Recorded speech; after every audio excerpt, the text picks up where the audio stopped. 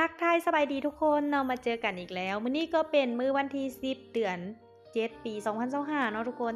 ซึ่งว่าเป็นครั้งแรกที่ค่อยจะมาอัปเดตการถอนเงินของกองทุน GGB เนาะซึ่งว่าตอนนี้ยอดเงินของเรามีอยู่129เหรียญเนาะทุกคนเดี๋ยวเราจะมาทำการถอนไปพร้อมกันเลยในขั้นตอนการถอนเนาะเราจะไปนี่เลยบน3ขีดเนาะแล้วก็จะมีเมนูแดชบอร์ด MT File Account เนาะแล้วก็ฟัน My Team เราจะเข้าไปที่ฟันเนาะทุกคน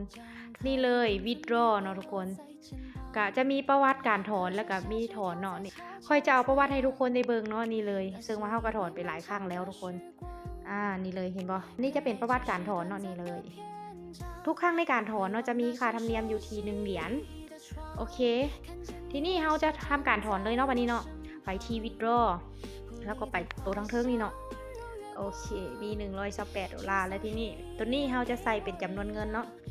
128ตัวนี้เราจะเปลี่ยนเป็นสกุล USDT เด้อใส่เป็น BEP 20เนาะค่อยจะใส่เป็น USDT BEP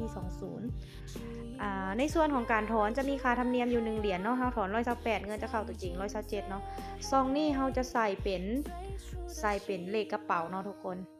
ค่อยก็จะเอาเลขกระเป๋าที่ใบแน่นเนาะทุกคนโอเคฝากในระบบต้องโชว์แล้วก็นี่เลยเครือข่าย BEP 20คัดลอกได้แล้วหลังจากคัดลอกเลขกระเป๋าเขาก็จะเอามาวางใส่นี่โอเคแล้วตัวนี้เนาะซองสุดท้ายจะเป็นรหัสผ่านการถอนเงินเนาะเงินจะเข้าภายใน24หา48ชั่วโมงเด้อเป็นมาตรฐานของโบรกเกอร์เนาะเดี๋ยวเฮาลองเบิ่งว่าของเฮาจะเข้าภายในจักนาทีตอนนี้เฮาก็มากวดสอบเนาะว่าเฮาได้เฮ็ดถูกแล้วบ่เนาะอันนี้มันเป็นจำนวนเงินตัวนี้มันเป็นเปลี่ยนเป็น BEP 20เนาะและตัวนี้เนาะจะเป็นจำนวนเงินที่ได้รับตัวจริงเนาะถอน128รับ127เพราะว่าค่าธรรมเนียม1เหรียญโอเคใส่รหัสถอนเงินใส่เลขกระเป๋าอยู่บนนี้โอเคเดี๋ยวนี้เฮาก็จะมากด submit เนาะแล้วก็ไปที่ yes โอเคอันนี้คือเฮากำลังถอนเนาะตอนนี้เฮากำลังถอนอยู่เดี๋ยวเงินเข้าเนาะจะมาอัปเดตให้เบิ่งน้ำกันว่าจะเข้าตอนจักโมงซึ่งว่าตอนนี้เฮาถอนไปแม่น19:45เวลาของกระเจ้าเนาะแต่ว่าเวลาของเฮานี่คือ18:45แสดงว่าเวลาของกระเจ้าไปไวก่อนเฮาชั่วโมงนึงเนาะโอเคจ้าเดี๋ยวเป็นจังไดจะมาอัปเดตให้เด้อ